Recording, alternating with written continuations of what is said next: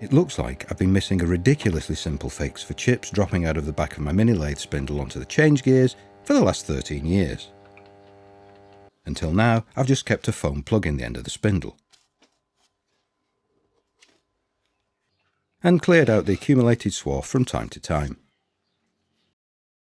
I've Paul over at Haxby Shed to thank for this. Recently he's been trying to improve his lathe spindle runout, and whilst watching him reassemble the rear bearing, it dawned on me I could just copy his Harrison 140.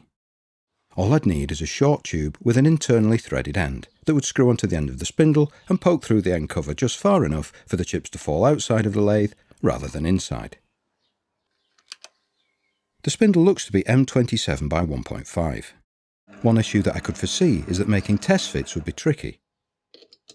If I remove the part from the front to offer it up at the back, I'd lose all reference to the thread cutting gear train for further passes.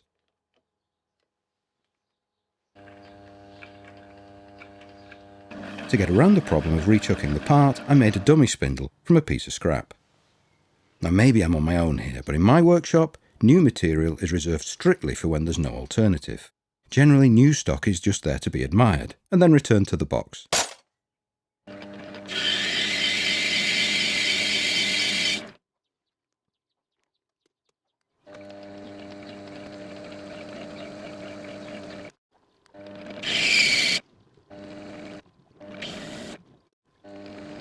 It's been a while since I've single point threaded, and I got a stern reminder of how a moment's lapse in concentration can leave an indelible mark.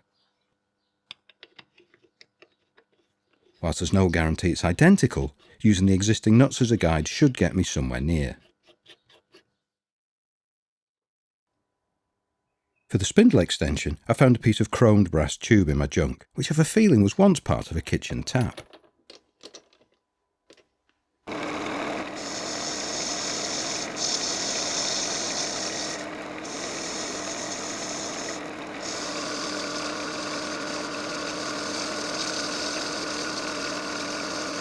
I bored the tube out to the minor diameter of the spindle thread.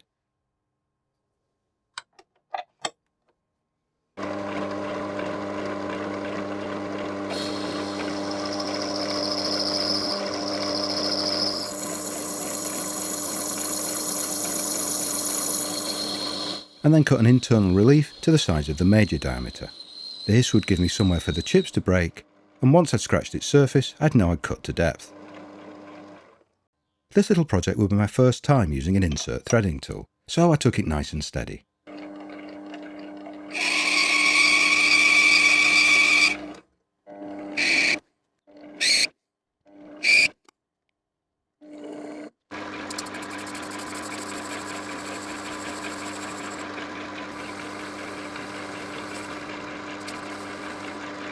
After a few spring passes and a bit of fettling, it fits well. This might look like beginner's luck, but in truth, I'd already fine-tuned my dimensions off camera with a scrap of aluminium.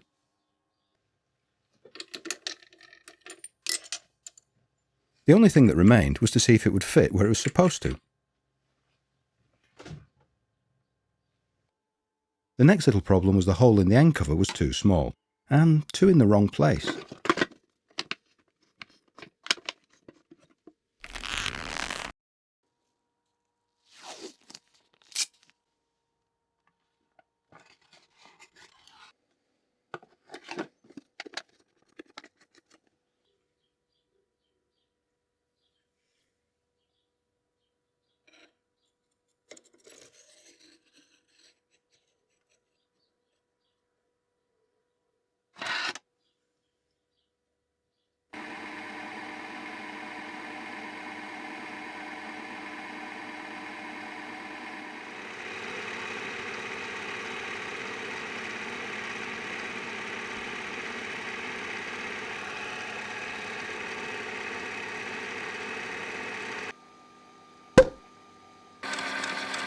Even with the aluminium packing pieces, the vice's grip felt just a little bit sketchy, so I only took the lightest of cuts. It took a while, but I wasn't in any great hurry.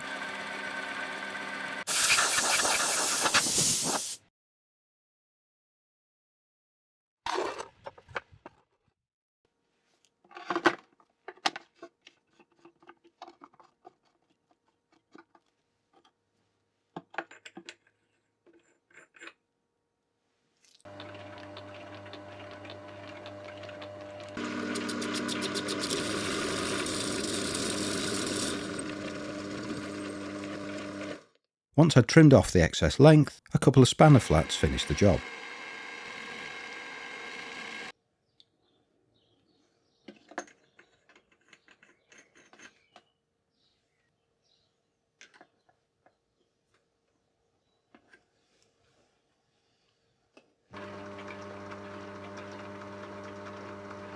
So nothing too complex, but I reckon it's a worthwhile addition.